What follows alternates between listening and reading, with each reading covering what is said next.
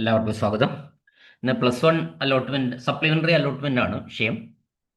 Supplementary അലോട്ട്മെന്റിന്റെ ഒഴിവുകൾ July 13 9 മണിക്ക് പ്രസിദ്ധീകരിക്കും. നമ്മൾ അപേക്ഷ കൊടുത്തു തുടങ്ങേണ്ടത് 10 മണിക്കാണ്. 10 മണി മുതൽ അപേക്ഷ കൊടുത്തു തുടങ്ങാം. 9 മണിക്ക് പ്രസിദ്ധീകരിക്കും. എന്നാൽ പോലും നമ്മൾ തിരക്ക് കൂട്ടേണ്ട ആവശ്യമില്ല. 15-ാം തീയതി വൈകുന്നേരം 5 മണി വരെ സമയമുണ്ട്. അപ്പം എനിക്ക് തോന്നുന്നത് ഈ 13-ാം തീയതി രാവിലെ 9 മണിക്ക് ഒഴിവൊക്കെ വന്ന് നിങ്ങളെല്ലാവരും ആ ഒഴിവുകൾ ഒന്ന് നോക്കി, അത് ഞാൻ എങ്ങനെയാണെന്ന് പറഞ്ഞുതരാം. ഒഴിവുകൾ നോക്കി ഒരു ഓപ്ഷൻ നമ്മൾ കൊടുക്കേണ്ട ലിസ്റ്റ് ഉണ്ടാക്കണം. അതിനനുസരിച്ചാണ് ചെയ്യേണ്ടത്. അപ്പോൾ അത് വിശദമായിട്ട് ഞാൻ പറഞ്ഞുതരാം. മറ്റേ ഇതിലിപ്പോൾ നമുക്ക് ഇതുവരെ കിട്ടാത്തവർക്ക് മാത്രമേ അപേക്ഷിക്കാൻ പറ്റുള്ളൂ. ഒരു വിഭാഗം ഇതുവരെ കിട്ടാത്തവർക്ക് സപ്ലിമെന്ററിയിൽ അപേക്ഷിക്കാം. അല്ല, കിട്ടിയിട്ട് പോകാതിരിക്കുന്നവർക്ക് അപേക്ഷിക്കാൻ പറ്റില്ല. കിട്ടി ദൂരെയാണെന്ന് പറയുന്നവർക്ക് അപേക്ഷിക്കാൻ പറ്റില്ല. അപ്പൊ പോകാത്തത് നമ്മുടെ കുഴപ്പമല്ല. അത് ഓരോ കുട്ടികളും ഓപ്ഷൻ കൊടുത്തതിന്റെ കുഴപ്പമാണ് ദൂരെയാണെന്നൊക്കെ പറയുന്നത്. അപ്പോൾ അതുകൊണ്ട് അത്തരക്കാർക്ക് അപേക്ഷിക്കാൻ പറ്റില്ല. മറ്റത് പരീക്ഷ പാസ്സായവർക്ക് ഇപ്പോൾ അപേക്ഷിക്കാം. ഇതുവരെ കിട്ടാത്തവർക്ക് അപേക്ഷിക്കാം. ഇതുവരെ എവിടെയും കിട്ടിയിട്ടില്ല എങ്കിൽ അവർക്ക് അപേക്ഷിക്കാം. പിന്നെ തെറ്റായ വിവരങ്ങൾ കൊടുത്തത് കൊണ്ട് നിങ്ങൾ ഒരു ഇന്റർവ്യൂവിന് പോയി. ആ ഇന്റർവ്യൂവിന് ചെന്നപ്പോൾ ആണ് മനസ്സിലായത് നിങ്ങൾ ഒരു കാര്യം തെറ്റായിട്ടാണ് കൊടുത്തത്. അതായത് നിങ്ങൾക്ക് USS ഇല്ല. ഒരു ഉദാഹരണമാണ്, നിങ്ങൾക്ക് USS ഇല്ല, എന്നാൽ നിങ്ങൾ USSന്റെ നേരെ AS എന്ന് കൊടുത്തിരിക്കുന്നു. അപ്പോൾ അങ്ങനെ USS കൊടുത്ത അതിൻ്റെ അടിസ്ഥാനത്തിലാണ് നിങ്ങൾക്ക് പ്രവേശനം തന്നിട്ടുണ്ടാവുക. പക്ഷേ നിങ്ങളുടെ അടുത്ത് USS സർട്ടിഫിക്കറ്റ് ഇല്ല. അപ്പോൾ എന്ത് ചെയ്യും? നിങ്ങളെ അവർ പ്രവേശിപ്പിക്കില്ല. നിങ്ങളുടെ പ്രവേശനം നിരസിച്ചു. അത്തരം പ്രവേശനം നിരസിക്കപ്പെട്ടവർക്കും ഇപ്പോൾ അപേക്ഷിക്കാം. അപ്പൊ ഇത്രയും വിഭാഗങ്ങൾക്ക് അപേക്ഷിക്കാം. ഇതുവരെ കിട്ടാത്തവർക്ക് അപേക്ഷിക്കാം. ഇതുവരെ അപേക്ഷിക്കാത്തവർക്ക് പുതിയതായിട്ട് അപേക്ഷിക്കാം. ഈ അപേക്ഷകൾ നിരസിക്കപ്പെട്ടവർക്കും അപേക്ഷിക്കാം. അപ്പം നമ്മളിത് HSCAP-ൽ കയറിയിട്ട് നമ്മൾ റിന്യൂ ആപ്ലിക്കേഷൻ എന്ന ലിങ്കിൽ ആണ് നമ്മൾ തുടങ്ങുന്നത്. റിന്യൂ ആപ്ലിക്കേഷൻ, അതായത് റിന്യൂ എന്ന് പറഞ്ഞാൽ പുതുക്കുക എന്നാണ്. അപ്പൊ നമ്മുടെ നിലവിലുള്ള ആപ്ലിക്കേഷൻ പുതുക്കുകയാണ് ചെയ്യുന്നത്. യഥാർത്ഥത്തിൽ നേരത്തെ അപേക്ഷിച്ചവർക്ക് നേരത്തെ അത്രയും പണിയില്ല. അക്ഷയയിലൊക്കെ പോയി കഴിഞ്ഞാലും വളരെ എളുപ്പത്തിൽ നമുക്ക് ചെയ്യാം. കാരണം അപ്പോൾ അത് ഞാൻ വിശദമായിട്ട് പറഞ്ഞുതരാം. പിന്നെ ഏറ്റവും പ്രധാനം എന്താന്ന് വെച്ചാൽ അതിലൂടെ കടന്നു പോവാം. ഏറ്റവും പ്രധാനപ്പെട്ട കാര്യം വേക്കൻസിയുടെ അടിസ്ഥാനത്തിൽ പുതിയ ഓപ്ഷനുകൾ തയ്യാറാക്കുക. അപ്പോൾ ആദ്യത്തെ നമ്മുടെ ബയോഡേറ്റ ഒക്കെ അവിടെ ഉണ്ടാവും. നമ്മൾ കൊടുത്തു കഴിയുമ്പോൾ നമ്മൾ നേരത്തെ കൊടുത്ത അപേക്ഷയിൽ പിന്നെ എന്തുണ്ടാവും? നമ്മുടെ ബയോഡേറ്റ മുഴുവനായിട്ട് അവിടെ തന്നെ ഉണ്ടാവും. എന്താ ഇല്ലാത്തത്? അവിടെ നമ്മൾ കൊടുത്ത ഓപ്ഷൻ എല്ലാം മാഞ്ഞു പോയിട്ടുണ്ടാവും. നേരത്തെ നമ്മൾ കുറേ ഓപ്ഷൻസ് കൊടുത്തിരുന്നെങ്കിൽ ആ ഓപ്ഷൻ കൊടുത്ത സ്കൂളുകളുടെ ലിസ്റ്റ് ഒന്നും ഇപ്പോൾ അവിടെ ഉണ്ടാവില്ല. അപ്പം നമ്മൾ പുതിയതായിട്ട് ചെയ്യേണ്ടത് എന്താണെന്ന് പറഞ്ഞാൽ പുതിയതായിട്ട് ഒരു ഓപ്ഷൻ്റെ ലിസ്റ്റ് ഉണ്ടാക്കുക എന്നുള്ളതാണ് ഇതിനകത്ത് ഏറ്റവും പ്രധാനമായിട്ട് നമ്മൾ ശ്രദ്ധിക്കേണ്ടത്. അപ്പം എന്നിട്ട് പരമാവധി സ്കൂളുകൾ കൊടുക്കുക, പരമാവധി കോഴ്സുകൾ കൊടുക്കുക. ഈ കോഴ്സ് കൊടുക്കുമ്പോൾ നമ്മൾ ശ്രദ്ധിച്ചോണം, നമുക്ക് പഠിക്കാൻ പറ്റുന്ന വിഷയങ്ങൾ മാത്രമേ കൊടുക്കാൻ പറ്റൂ. നമുക്ക് എല്ലാത്തിനും D+ഉം Bയും Cയും ഒക്കെ ആണെങ്കിൽ നമ്മൾ പോയി സയൻസിന് കൊടുക്കണ്ട. നമുക്ക് പറ്റുന്നത് പഠിക്കുക, അത് പാസ്സാകുക, അതാണ് നല്ലത്. അല്ലാതെ പറ്റാത്തത് പഠിച്ചിട്ട് തോറ്റു പോകുന്നതിനേക്കാൾ നല്ലത് പറ്റുന്നത് പഠിച്ച് നല്ല നിലയിൽ പാസ്സാകുക എന്നുള്ളതാണ്. അത് നമ്മൾ പ്രത്യേകമായിട്ട് മനസ്സിലാക്കണം. അതുകൊണ്ട് പഠിക്കാൻ പറ്റുന്ന വിഷയങ്ങൾ മാത്രമുള്ള കോഴ്സുകളാണ് നമ്മൾ ഇപ്പോഴും തിരഞ്ഞെടുക്കേണ്ടത്. അപ്പം നമ്മൾ മനസ്സിലാക്കേണ്ട കാര്യം, ആദ്യം കൊടുത്ത സ്കൂളുകൾ ഒന്നും തന്നെ നമുക്ക് പരിഗണിക്കണമെന്നില്ല. പുതിയ ലിസ്റ്റ് നമുക്ക് ഉണ്ടാക്കാം. അപ്പോൾ HSCAP-ൽ 9 മണിക്ക് ലിസ്റ്റ് ഇത് വരും, വേക്കൻസി വരും. അപ്പം നമ്മൾ എങ്ങനെയാണ് വേക്കൻസി കാണുക? വേക്കൻസി ഒക്കെ നോക്കാൻ നമുക്ക് ധാരാളം മൊബൈൽ മതി. അപ്പോൾ വേക്കൻസി നമ്മൾ 9 മണിക്ക് വന്നാൽ HSCAP ടൈപ്പ് ചെയ്ത് കൊടുക്കുക. HSCAP-ലേക്ക് കയറിയാൽ ആദ്യ പേജിൽ തന്നെ ഉണ്ടാവും. ആദ്യ പേജിൽ തന്നെ ഒരു ലിങ്ക് ഉണ്ടാവും, സ്കൂൾ വൈസ് വേക്കൻസി. ആ സ്കൂൾ വൈസ് വേക്കൻസിയിൽ ഒന്ന് ക്ലിക്ക് ചെയ്താൽ നമ്മൾ എന്ത് ചെയ്യും? അടുത്തൊരു പേജിലേക്ക് പോകും. അവിടെ നമ്മളോട് സെലക്ട് ഡിസ്ട്രിക്റ്റ് എന്ന് കാണിക്കും. ജില്ല സെലക്ട് ചെയ്യാൻ പറയും. അപ്പം നിങ്ങൾക്ക് കൊടുക്കാൻ ആഗ്രഹമുള്ള ജില്ല ഏതാണെന്ന് നമ്മൾ ആ ജില്ല കൊടുക്കും. ആ ജില്ല കൊടുത്താൽ എന്താവും? ആ ജില്ലയിലെ മുഴുവൻ സ്കൂളുകളും അതിലുള്ള വേക്കൻസികളും നമുക്ക് കാണിച്ചു തരും. മുഴുവൻ സ്കൂളും ആ ജില്ല കൊടുത്തു കഴിയുമ്പോൾ ജില്ലയിലെ മുഴുവൻ സ്കൂളും കാണിക്കും. ആ ജില്ലയിലെ ഓരോ സ്കൂളിലുമുള്ള വേക്കൻസിയും കാണിക്കും. നിങ്ങൾ നോക്കുക, ഒരു വേക്കൻസി കാണിക്കുന്നതിൻ്റെ ഒരു സാമ്പിൾ ഞാൻ പറയാം. അപ്പോൾ ഇത് മൊബൈലിൽ നോക്കി നമുക്ക് ലിസ്റ്റ് ഉണ്ടാക്കാം. ലിസ്റ്റ് ഉണ്ടാക്കല ഇതിലെ ഏറ്റവും പ്രധാനപ്പെട്ട കാര്യം, പോയിട്ട് ചെയ്യലല്ല കേട്ടോ. അപ്പം നാളെ ഈ 13-ാം തീയതി ലിസ്റ്റൊക്കെ നന്നായിട്ട് ആദ്യം ഉണ്ടാക്കുക. 14-ഉം 15-ഉം അപേക്ഷിക്കാൻ സമയമുണ്ട്. തിരക്ക് കൂട്ടരുത്. ലിസ്റ്റ് കൊടുക്കുന്നതിൽ എന്തെങ്കിലും പാളിച്ച പറ്റിയാൽ വലിയ ബുദ്ധിമുട്ടുകൾ ഉണ്ടാവും. അപ്പം നമുക്ക് നോക്കുക, ഏഹ്, ആഹ്, ഒരു ഉദാഹരണം ലിസ്റ്റിൽ എങ്ങനെ ഉണ്ടാവുന്നു. അപ്പം ഒരേ സ്കൂൾ തന്നെ പലതായിട്ട് എഴുതിയിട്ടുണ്ടാവും. ഇത് നോക്കണേ, ഞാൻ ഉദാഹരണം പറഞ്ഞുതരാം. ആദ്യം ഒന്ന്, ഒരു ഉദാഹരണം മാത്രമാണ്. Government HSS Kannur. Government HSS Kannur course bioscience, ബ്രാക്കറ്റിൽ ഒന്നുന്നുണ്ട്. അതാണല്ലോ, ഒന്നാണല്ലോ സയൻസിന്റെ കോഡ്. അതിന്റെ നേരെ അപ്പുറത്ത് എന്തുണ്ടാവും? ഒരു ഉദാഹരണമാണ്. പിന്നെ ജനറൽ 4 എന്ന് പറഞ്ഞാൽ പൊതുവിഭാഗത്തിൽ 4 ഒഴിവുണ്ട് എന്ന്. വീണ്ടും അതിന്റെ താഴെ ഗവൺമെന്റ് HSS കണ്ണൂർ എന്ന് വീണ്ടും കാണിച്ചു. അതിൻ്റെ അപ്പുറത്ത് course code 1, science, bioscience, physics, chemistry, biology, mathematics, ഇങ്ങനെ കാണിക്കും. വലതുഭാഗത്ത് മുസ്ലിം 1 എന്ന് കാണിച്ചു.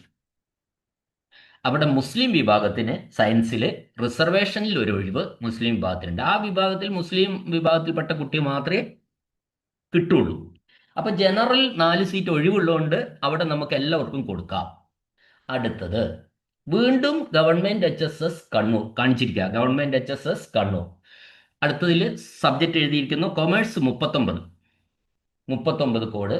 അവിടെ കാണിച്ചിരിക്കുന്നു തീയ 2. അതായത് ഈഴവ തീയ കാറ്റഗറിയിൽ 2 ഒഴിവുണ്ട്. വീണ്ടും സ്കൂളിന്റെ പേര് എഴുതിയിരിക്കുന്നു ഗവൺമെന്റ് HSS കണ്ണൂർ. അവിടെ എഴുതിയിരിക്കുന്നു ജനറൽ 17. Sorry, general 7. 17 ഉണ്ടാവാൻ സാധ്യത കുറവാണ്, അതുകൊണ്ട് അങ്ങനെ പറഞ്ഞിട്ടോ. ജനറൽ 7. അപ്പം ജനറൽ കാറ്റഗറിയിലുള്ള എല്ലാവർക്കും ഇവിടെ അപേക്ഷിക്കാം കൊമേഴ്സിന്. അത് തീയയ്ക്ക്, ഈഴവ തീയയ്ക്ക് 2 ഒഴിവ് റിസർവേഷനും ഉണ്ട്. അപ്പോൾ ഈഴവ തീയ കമ്മ്യൂണിറ്റിയിലുള്ള കുട്ടികൾ അവിടെ റിസർവേഷനിലും ആകും, ജനറലിലേക്കും പരിഗണിക്കും. വീണ്ടും ഗവൺമെന്റ് HSS കണ്ണൂർ കാണിച്ചിരിക്കുകയാണ്. ഹ്യൂമാനിറ്റീസ് കോഴ്സ് നമ്പർ 10 കാണിച്ചിരിക്കുന്നു. അവിടെ എഴുതിയിരിക്കുന്നു പിന്നെ വിശ്വകർമ്മ 1 എന്ന് പറഞ്ഞാൽ വിശ്വകർമ്മ കാറ്റഗറിക്ക് ഒരു റിസർവേഷൻ സീറ്റ് അവിടെയുണ്ട്. അതിൻ്റെ താഴെ എഴുതിയിരിക്കുന്നു ഗവൺമെന്റ് HSS കണ്ണൂർ, പിന്നെ ഹ്യൂമാനിറ്റീസ് കോഴ്സ് 10, കോഴ്സ് കോഡ് 10, മുസ്ലിം 2. അവിടെ മുസ്ലിംസിന് ഹ്യൂമാനിറ്റീസിൽ 2 റിസർവേഷൻ പോസ്റ്റ് ഒഴിവുണ്ട്. അതിൻ്റെ താഴെ എഴുതിയിരിക്കുന്നു ഗവൺമെന്റ് HSS കണ്ണൂർ തീയ 1, അങ്ങനെ കാണിച്ചിരിക്കുന്നു. അതിൻ്റെ താഴെ എഴുതിയിരിക്കുന്നു ഗവൺമെന്റ് HSS കണ്ണൂർ ജനറൽ 10, പൊതുവിഭാഗത്തിൽ 10 ഒഴിവും ഉണ്ട്. അപ്പം നിങ്ങൾക്ക് ഒരേ സ്കൂൾ തന്നെ ഇങ്ങനെ താഴെ താഴെ എഴുതിയിരിക്കുന്നത് കാണാം. അതെല്ലാം വിശദമായിട്ട് പരിശോധിക്കാം. അപ്പം നമുക്കറിയാം അവിടുത്തെ സീറ്റിൻ്റെ നില എന്താണ്. ഒരു സീറ്റാണ് ഒഴിവുള്ളതെങ്കിലും 2 സീറ്റേ ഒഴിവുള്ളൂ എങ്കിൽ പോലും നമ്മൾ അവിടെ അപേക്ഷ കൊടുക്കണം. എന്നാൽ വേറൊരു സ്കൂളിൽ സയൻസിന് ഈഴവ തീയയ്ക്ക് മാത്രം ഒരു പോസ്റ്റേ ഉള്ളൂ എന്ന് വിചാരിക്കുക. അത് മാത്രമേ ഉള്ളൂ അവിടെ സയൻസിൽ. അങ്ങനെയെങ്കിൽ ജനറൽ വിഭാഗത്തിൽ നിന്ന് ഈഴവ തീയ കുട്ടികൾ മാത്രമേ അവിടെ കൊടുക്കാൻ പറ്റുള്ളൂ. വേറെ വിഭാഗത്തിലുള്ള ഒരു കുട്ടികൾക്ക് അവിടെ കൊടുക്കാൻ കഴിയില്ല, കൊടുത്തിട്ട് കാര്യമില്ല. അങ്ങനെയാണ് അത് വരുന്നത്. അപ്പോൾ സ്കൂള് പിന്നെ ഗവൺമെന്റ് HSS കണ്ണൂർ എന്ന് പറഞ്ഞിട്ട് സയൻസ് 4, ഹ്യൂമാനിറ്റീസ് 3, കൊമേഴ്സ് 5 ഇങ്ങനെയല്ല കാണിക്കുക. ഞാൻ ഇപ്പം പറഞ്ഞ ഓരോ സ്കൂളിൻ്റെ പേര് പല തവണ ഇങ്ങനെ എഴുതിയിട്ടുണ്ടാവും. അതിൽ നമ്മൾ ഇങ്ങനെ നോക്കി മനസ്സിലാക്കണം. അത് ഞാൻ പറഞ്ഞ് മനസ്സിലായിട്ടുണ്ടാവുമല്ലോ. കോഴ്സ് കോഡും വേക്കൻസിയാണ് കാണിക്കുക. അത് റിസർവേഷനുള്ള വേക്കൻസി ആണോ, ഏത് വിഭാഗത്തിനുള്ളതാണെന്ന് കൃത്യമായിട്ട് പറഞ്ഞിട്ടുണ്ട്. ജനറൽ ജനറൽ എന്ന് പറഞ്ഞിട്ടുണ്ട്, മുസ്ലിം ആണെങ്കിൽ മുസ്ലിം എന്ന് പറഞ്ഞിട്ട്, ഈഴവയാണെ ബില്ലവയാണെ കുടുംബി, ഏത് കൃത്യമായിട്ട് പറഞ്ഞിട്ടുണ്ടാവും. അത് നമ്മൾ ശ്രദ്ധിച്ച് വേണം ഒരു ലിസ്റ്റ് ഉണ്ടാക്കണം. വെള്ള പേപ്പറിൽ കൃത്യമായിട്ട് ഒരു ലിസ്റ്റ് ഉണ്ടാക്കണം. അപ്പം നിങ്ങൾ ഇങ്ങനെ ലിസ്റ്റ് ഉണ്ടാക്കുന്ന സമയത്ത് സ്കൂൾ കോഡ് എഴുതുക, സ്കൂളിൻ്റെ പേരെഴുതുക. നമുക്ക് ഏറ്റവും ആവശ്യമുള്ള ഹ്യൂമാനിറ്റീസ് ആണ് ഹ്യൂമാനിറ്റീസ്, കൊമേഴ്സ് ആണ് കൊമേഴ്സ്. അത് ഒന്നാമത്തെ ഓപ്ഷൻ ആദ്യം സ്കൂളിൻ്റെ ലിസ്റ്റിൽ അങ്ങ് ഉണ്ടാക്കി വെക്കുക. അതിനുശേഷം ഇപ്പോൾ നമ്മളെ ചുറ്റുവട്ടത്തുള്ള ഒരു 6 7 സ്കൂളുകൾ കൊടുക്കാൻ നമ്മൾ തീരുമാനിച്ചു എന്ന് വിചാരിക്കുക. ആ എല്ലാ സ്കൂളിൻ്റെയും ഒഴിവുകൾ അവിടെ വെള്ള പേപ്പറിൽ എഴുതി വെക്കുക. അതിനുശേഷം നമ്മൾ ഈ ലിസ്റ്റിൽ നിന്ന് നമ്മൾ ക്രമം നമുക്ക് ഇഷ്ടമുള്ളതിനെ ഒന്നാം സ്ഥാനത്തേക്ക് കൊണ്ടുവന്നിട്ട് ആ രീതിയിലേക്ക് മാറ്റി കൊണ്ടുപോകണം. എന്നാലേ അക്ഷയ സെൻറ്ററിൽ പോകുമ്പോൾ ആ ലിസ്റ്റും കൊടുത്താൽ മതി. പാസ്വേഡ് യൂസർ ഐ ഡിയും കൊടുക്കുക. നേരത്തെ എടുത്ത അപേക്ഷയും കൊണ്ടുപോകണം. നേരത്തെ നമ്മൾ കൊടുത്ത പ്രിൻ്റ് ഔട്ട്, അതായത് പ്രിൻ്റ് ഔട്ട് അപേക്ഷ നമുക്ക് തന്നിട്ടുണ്ടാവുമല്ലോ. അതിൽ മിക്കവാറും അവർ യൂസർ ഐ ഡി അതിലുണ്ട്, പാസ്വേഡും അതിൽ എഴുതി വെച്ചിട്ടുണ്ടാവും. അതും കൊണ്ടുപോയി ഈ ലിസ്റ്റ് ഇപ്പോൾ നിങ്ങൾ ഉണ്ടാക്കുന്ന ലിസ്റ്റിൽ അപേക്ഷിക്കാവൂ. അല്ലെങ്കിൽ ലിസ്റ്റ് അവർക്ക് വിട്ടുകൊടുത്താൽ നിങ്ങൾ എവിടെയെങ്കിലും ആയിപ്പോവും. അത് പ്രത്യേകമായിട്ട് ശ്രദ്ധിക്കണം. ഇപ്പോൾ 7 8 സ്കൂളുകൾ കൊടുക്കുന്നുണ്ടെങ്കിൽ അവിടെയെല്ലാം നിങ്ങൾ കൃത്യമായിട്ട് ഓപ്ഷൻ ഈ ഒഴിവ് മൊബൈലിൽ കിട്ടും. മൊബൈൽ മാത്രം നോക്കിയാൽ മതി ഈ വേക്കൻസി. നമ്മൾ ഒരിക്കലും വേക്കൻസി നോക്കുന്നത്, ഒഴിവുകൾ നോക്കുന്നത് അക്ഷയയിൽ ചെന്നിട്ടാവരുത്. അങ്ങനെ അവിടുന്ന് അത് നമുക്ക് സാധ്യമായിട്ട് വരും. അത് സാധ്യമല്ലാതെ വരും. അപ്പോൾ നമ്മൾ പരമാവധി കോഴ്സുകളും സ്കൂളുകളും കൊടുക്കുക എന്നതാണ് ഇതിൽ ശ്രദ്ധിക്കാനുള്ള ഒരു കാര്യം.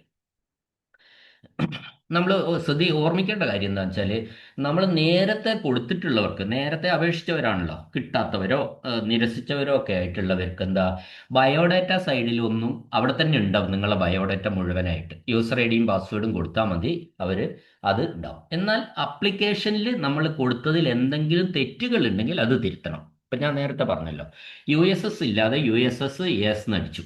അപ്പം നിങ്ങൾ എന്ത് ചെയ്യണം, അവിടെ പറയണം. അത് പറഞ്ഞ് USS എന്ന് പറയുന്നത് നോ എന്നാക്കാൻ പറയണം. അപ്പോൾ അവിടെ ക്ലിയറായി. അതിനുശേഷം നിങ്ങൾ ആദ്യം കൊടുത്ത സ്കൂളുകൾ മുഴുവൻ പോയിട്ടുണ്ടാവും. അപ്പോൾ ബയോഡാറ്റ സൈഡിൽ നമ്മൾ ഇത്തരത്തിൽ എന്തെങ്കിലും തിരുത്ത് വേണമെങ്കിൽ മാത്രമേ ചെയ്യാനുള്ളൂ, അല്ലെങ്കിൽ ഒന്നും ചെയ്യാനില്ല. അത് പ്രത്യേകമായിട്ട് ശ്രദ്ധിക്കുക. സ്കൂളുകൾ പുതിയതായിട്ട് കൊടുക്കണം. മുഴുവൻ പോയിട്ടുണ്ടാവും. അപ്പോൾ നിങ്ങൾ നേരത്തെ കൊടുത്ത സ്കൂളൊന്നും ഇപ്പോൾ കൊടുക്കണമെന്നില്ല. നിങ്ങൾക്ക് ഇഷ്ടമുള്ള സ്കൂളുകൾ ഇഷ്ടമുള്ള ക്രമത്തിൽ പുതിയ ലിസ്റ്റ് ഉണ്ടാക്കി കൊടുക്കുക.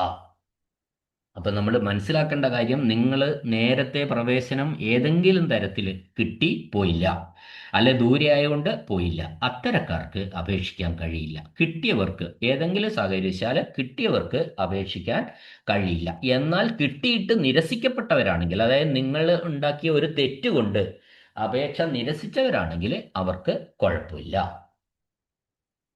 ഇനി ഇതുവരെ അപേക്ഷിക്കാത്തവരാണെങ്കിൽ പുതിയ ഒരു കാൻഡിഡേറ്റ് ലോഗിൻ അത് അവിടെ നമ്മൾ ചെയ്യാൻ പോകുന്ന സമയത്ത് പറയണം.